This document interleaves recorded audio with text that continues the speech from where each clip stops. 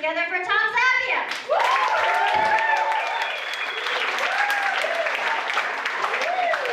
Emily, guys, keep it going for your host. Come on. Oh, man, he's out, man.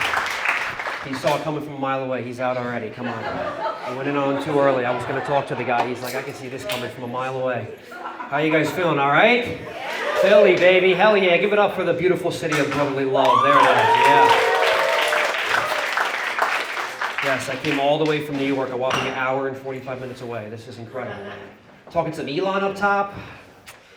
Yeah, I don't know. I'm in between on him. Remember earlier in the year he did the thing and everyone was like freaking out? And it's like, I cut the guy a break. I did. I'm like, the guy's autistic, right? And then he did it again and I was like, oh God, I don't fucking know now, you know?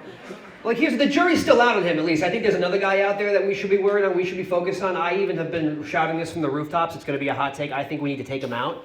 His name's Kanye West, okay? I think it's time.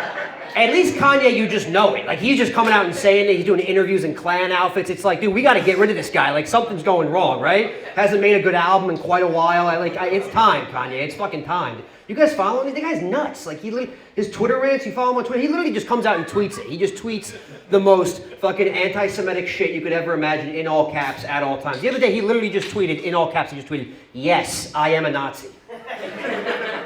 I mean, I retweeted it, but I was like, dude, you can't fucking do that, all right? You sick fuck. Like, come on, dude. Jesus Christ, let's just, like, call it quits. Nobody knows what you're thinking, you know? I'm kidding, guys. I didn't do that. Come on. I love coming down to Philly, dude. It's awesome. I got friends down here. I like Philly because Philly's like, you guys are fucking old school still. You're like blue collar, you're like kind of trashy, but kind of nice. Like, you have like one of the most beautiful neighborhoods in the entire country, like in Rittenhouse, and then you just go like a little bit south or a little bit north and it kind of falls off a little bit, you know? Like Philly's the only city that still has like old school neighborhood names from like the 50s. Like the Gayborhood, like why are we still calling it that? My buddy's lived here for like 10 years. He's like, what, you guys don't have the Gayborhood in New York? I'm like, no, we have the whole city. Like everyone is gay at all times. We don't have to call it the Gayborhood, you know? Like that's how you know Philly's like, they're cool. There's like an element, they're cool. Like they're old school, they're still a little homophobic, but they are progressive, you know? It's basically like, yeah, we can have them, but we need to know where they are at all times, you know? Like, fucking, you're here, you're on the Rainbow Street, and that's it. Don't go outside of these 5 blocks, all right? You fucks, just stay right here. But you can stay, because, you know, we welcome that. And I love it. I really do. It's an awesome city. I live in Brooklyn, which just fucking stinks. Ugh. It's just a bad place that I fucking have to live for some reason. No, my girlfriend's from Brooklyn, I forgot. I just got back from a vacation with my girlfriend. Beautiful, long, extravagant, exotic vacation in Florida, and it was great. It really was, because I'm a comedian and I'm from New Jersey. I live in New York, so I can go on vacation to Florida. That's what I can do. I can afford to do it for about 40 to 48 hours. That's how long I can stay down there.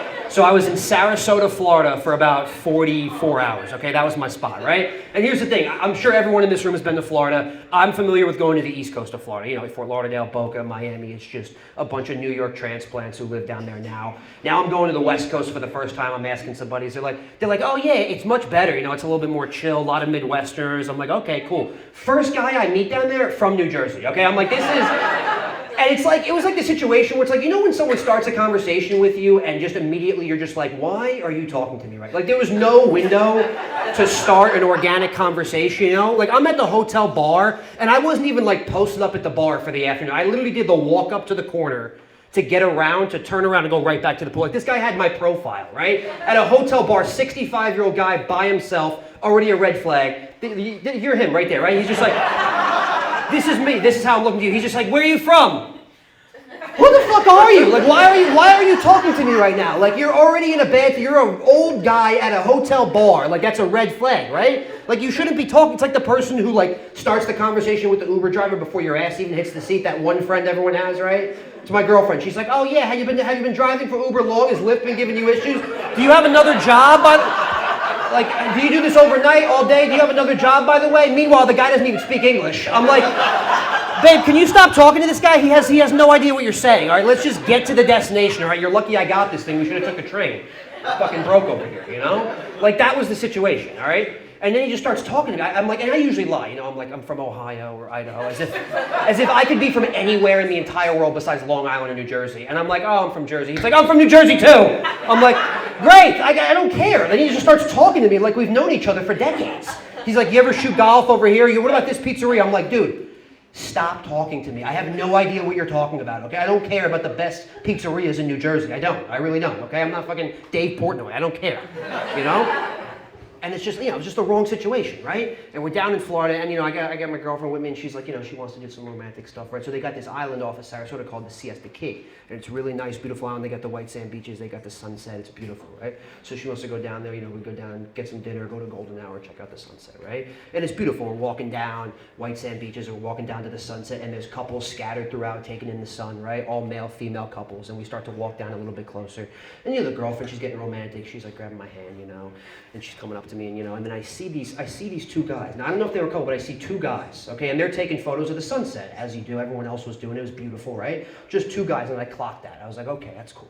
And my girlfriend, she's holding my hand, and she pulls me in for a hug. And now her back is to the water and to the sunset now. She's in for the hug, so I can see this way, and she can see this way. She pulls me in, she whispers in my ear, she goes, this is so beautiful, this is so romantic. This would be a perfect place for you to propose, right? That's what she said, and I said, oh God. And I swear to God, guys, as she said that into my ear, this guy gets down on one knee and pulls out a ring and proposes to his boyfriend right there in front of everyone, right? And this is Florida, so I didn't know if they were gonna cheer or throw rocks. So I'm like, oh my God, it's beautiful. Everyone starts cheering, it's beautiful. There's 15, 20 people clapping, cheering. My girl, she pulls out of the hug and she sees what's happening, right? And she starts to walk towards them to get a photo for them, and it's beautiful. And I sneak up behind her as she's walking up towards them, and I sneak up behind her and I whisper in her ear and I go, I'm not proposing at sunset, that's gay as fuck. Because it is, It's overrated, guys. I'm not trying to do that sunset fucking proposal. Every girl sees that coming. Come on. I'm trying to propose right there in the house. Keep it old school, Just wake up one morning, it's beautiful, we know we love each other, I just make her some eggs, and I'm just like, take this Benedict and take my dick or something, I don't know, right? And she's like, oh, I love you, so romantic. And she literally said, if you propose to me in our apartment, I will leave you. I will slap you and then I will leave you. And I said, okay, no, I'm gonna have to come up with a different plan, okay? But I just moved into my girl a month ago, and it's been going incredibly. No, it's been fine. And here's the thing. People freak out. You're with someone long enough, and then you move in with them. Nothing really changes. You fight a little bit more somehow, and you just sleep in the same bed every night. That's the only difference, right? And my girl's awesome. She's cool. She's great. I wouldn't have moved in with her if she wasn't, right? And she's done nothing out of the ordinary until yesterday, okay? Until yesterday when she hired a TaskRabbit. Have you guys done this? Look, completely fine to do that. You gotta run it by the guy of the household. You have to run it by the man. If you're a single girl living by yourself, I get it, right? But if there's a guy in the household, even if he's a complete pussy like me, you have to run it by him, right? Because she didn't even tell me. So I just wake up yesterday morning to the buzzer at my door. I walk downstairs. I open up the door. I look this 6'5" Russian guy right in the eye. And I'm like, can I help you? And he's like, I am the TaskRabbit. I go, what?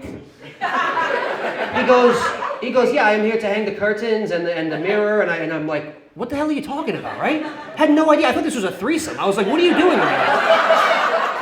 I bring him upstairs. My girlfriend's over there. She's doing work on the computer. She's in the desk. She's like, oh, yeah, the TaskRabbit, come on in. The curtain rod's over there. The toolbox is right over there. I pull her off to the side. I go, babe, well, you didn't even run this by me. You didn't even ask me to attempt to do this before you called this guy, right?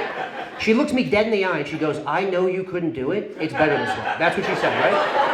I backhanded her immediately, okay? I'm kidding. I'm Italian. I didn't do that though. I said, you can't do that, okay? You're putting me in a very awkward position now, right? Now I just look like a complete pussy in front of everyone. I'm like sitting there on the couch trying not to look like a cuck. I'm helping the guy. I'm handing him a curtain rod. I'm like, you need any help? You want a coffee? I just got this brand new Nespresso machine, right? He's like, I am fine. I'm like, did you play overseas basketball? He goes, I played for 3 years. I swear to God, not making any of this up. I said, oh my God, just cut my dick off next time, because that's what you're doing. He probably went back to all his Russian friends. He's drinking Stoli all night. Be like, oh, I hung curtains for this fucking pussy. He couldn't even make me a coffee. I was just the most embarrassing moment you could ever be in as a man, okay? I wanted to fucking kill myself, And up until that, she was great. And now, now I'm mad for a while. I had to leave town. I had to come down here. But that's cool, man. She's cool. It's fine. It's great. All my friends are getting married. They're settling down. A couple kids popping out. But I still got the wild boys. You still got, it's like this guy. This guy's a wild boy right here, right? Everyone's got that wild boy in the crew. He's fucking off the rails. He's going on a bunch of dates. He makes a lot of money, but you don't know how.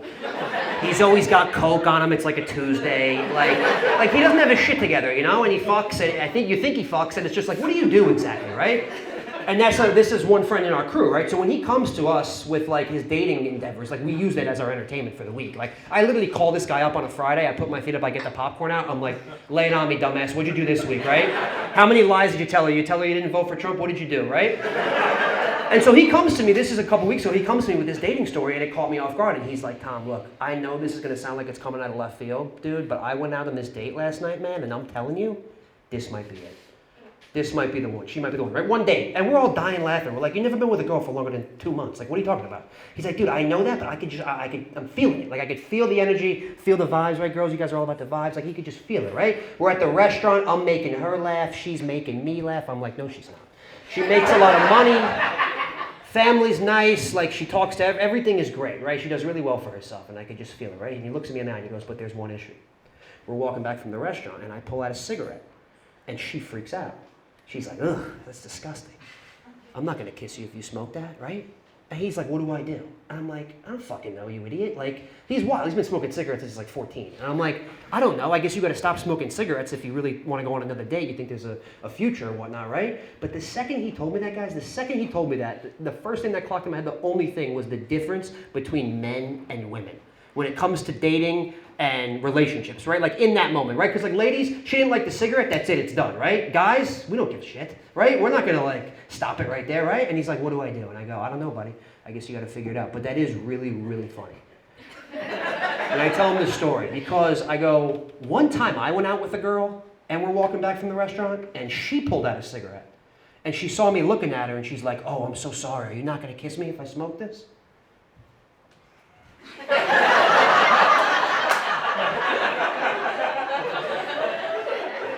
I was like, what? Are you serious? I will fuck you if you have AIDS. You're the hottest girl I've ever gone out with in my life. Are you insane? Smoke crack in front of me. We've now been dating for 2.5 years and we live together. All right, guys, keep it going for your host. My name's Tom Zappia.